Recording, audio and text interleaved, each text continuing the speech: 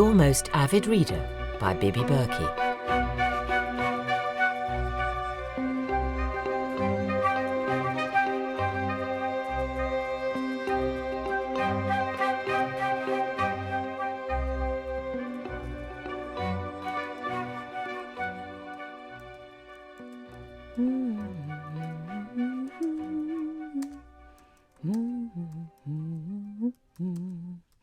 Good morning, Monica.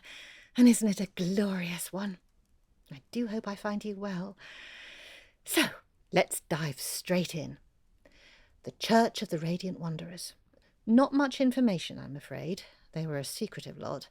Originally, it was led by a man, one Enoch Harrington, a self-styled pastor, somewhat in the American mould, who was never recognised by the Church of England. On his death, sometime in the 1750s, his wife, Emily, took over. She infused the Wanderers with an evangelism that even poor Enoch hadn't been able to muster. The women of the group became dominant.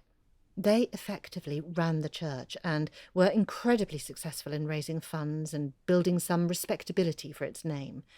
These days they'd be viewed as crackpots, but then I think they may have been something of a novelty. In a remote area like rural Lincolnshire, they were able to flourish and win quite a big local following, especially among the wives and daughters of wealthy landowners. When the newly arrived Hesiots were in trouble for building on private land, it was Emily Harrington who stepped in and came to their rescue. She allowed them to erect their curious wooden huts on stilts on church property. I suppose she wanted their spiritual custom. The two female leaders got on well with each other for a while, but then fell out over the thorny issue of sex, as far as I can tell. Shall we get back to the Hesiots now? I bet that's what you'd like to hear. And what's sex got to do with it all, you ask? Well, let me just tell you a bit more about who they were. Humour me. It all ties in. I was browsing through the reference section of the public library in Lincoln, minding my own business, when I came across a book called The Westward Movement of Eastern Peoples. It was written by a Dutch ethnographer called Paul van Huyffen in the 1860s. I didn't expect much from it, but it totally came up trumps. He talks about Hesiot race originating in India or Nepal and next appearing in Kazakhstan, before spreading westwards and settling in Holland, England and Belgium. Van Huyffen states that the only peculiarity of this group was in the seeming lack of interest in maintaining any racial identity. Wherever they settled, they instantly set about integrating with the locals until they were subsumed and lost to posterity. He adds that they prized girl children and had an unusually imbalanced, if sinister, gender ratio. Remember Dorothy Metlow? I mentioned her in my last email. She was related to the first settlers. Well, she describes them as pure race of enchanting virgins. It's my belief that they called themselves virgins mistakenly because they were anti-marriage. The Hesiots were all about babies, and girl babies at that. For that, they needed local men. Marriage didn't really come into it. This may be exactly why they fell out with the Church of the Radiant Wanderers. Think of how disrupting it must have been. These carefree foreigners arriving, making use of local sperm, but not prepared to play by the religious rules. So there we have it. The stage is set for two formidable groups of women. On the one hand, a band of travelling foreign beauties. On the other, a sect of influential charismatics with their own land and power. How funny to think of their story playing out in the middle of nowhere. There are so many so-called lost villages around the British Isles. Our story is set in and around one of them, a hamlet called Diston Leyby.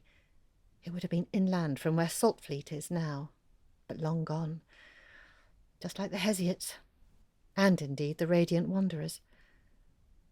Are you the one who will bring them back to life, Monica? That's the question.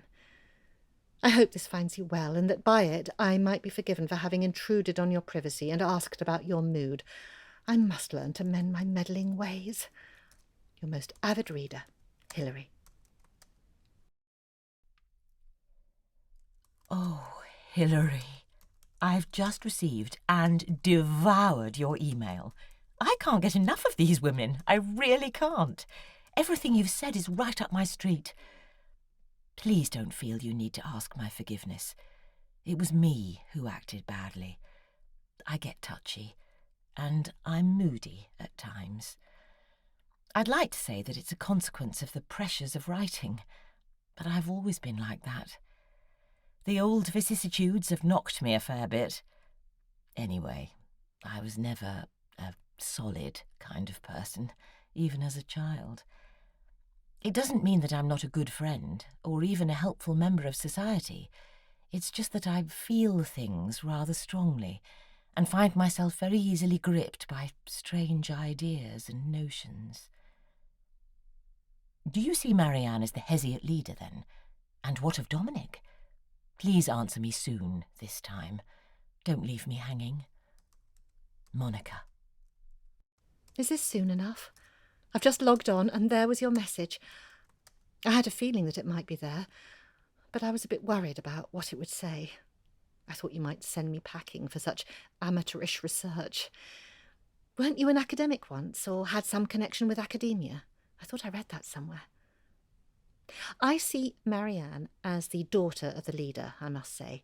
That way she has enough of a grasp of English society to make her real, and yet plenty of appealing foreignness as well. As for Dominic, I see him as the son of the bigoted landlord. These mystical virgins should completely bowl him over, bewitch him. Sorry. How dare I make such suggestions? I just got a bit carried away. I can imagine that writers balk at people trying to foist their ideas on them. Originality is everything to an author. Are you insulted by me thinking that any of this would interest you? Your most avid reader. P.S. Got to get my daughter ready for school. We'll be back soon. Insulted? Grateful, more like. One day I'll tell you about the darkness of my current writing life, about doubts, stagnation, and fear. Yes, these are all served up to me daily by my own psyche. Originality is a funny thing. Of course, every writer wants and intends to produce work that's solely her own. But there are moments when something comes to you, and you wonder where you heard it or read it, and it just becomes enmeshed with your own ideas. It's usually just a tiny thing. A name you rather like, a description of a type of dress, maybe just a conversation with a former friend. But it sparks something in you and leads you down your own tunnel of thought until you come out the other end with a totally fresh reworking. In quality fiction, it is how you write, not what you write, trust me. But if you're willing to help me research certain areas, using your superior knowledge, then of course you would be very noticeably credited for that, if not remunerated. Now, I have a confession to make. I imagined you rather differently to how I now think you might be. It was your name, you see, Hilary. It's rather old-fashioned, and your curatorial career. Oh, and your rather proper yet florid way of expressing yourself. It all painted a picture in my mind of an unmarried lady in her 60s, perhaps with a taste for tartan skirts and those comfortable German shoes. I never imagined you with a school-age daughter. Anyway, Monica. I can see, I suppose, how you came to that conclusion, but no, you're well off the mark. I'm 39, if you must know, and I have a 7-year-old daughter. But you were right about the unmarried bit. Lena's father is no longer on the scene. I worked for several museum services around the country in my 20s and early 30s before giving up and bringing my young daughter to London, where my mother has a flat, which I now rent. How about you? Married? Kids? Thrice married, no children. 2 dogs, much loved. 46 and greying. Oh, still married to the 3rd. But only just. How do you find time to write? It's the one solid thing in my life. If only I could see stories stretching out into the far distance. But I don't. It's by the seat of my pants, mostly. Something always comes up. But you can see why I have my occasional wobbles. Listen, Hilary, if it's not too much to ask, Would you mind also furnishing me with some details about that Regency girl gang you mentioned? I don't know why, but I think they might be as promising as the Hesiot women. And the thought of having yet another plotline to play with brings me enormous relief. God knows, there's nothing else on the horizon. Monica. Hadn't you noticed? It's nearly Christmas. That's what's on the horizon. And I've got a costume to make for Lena's school play. I'm afraid that's going to have to be my priority tonight. But if you can wait a little longer, then I'll get out all my notes and let's see what we can do. Oh, you'll love them, Monica. A truly inspiring group of female friends. The kind of friendship most of us can dream about. Just hold hard. It's on its way. In the meantime, I remain your most avid reader.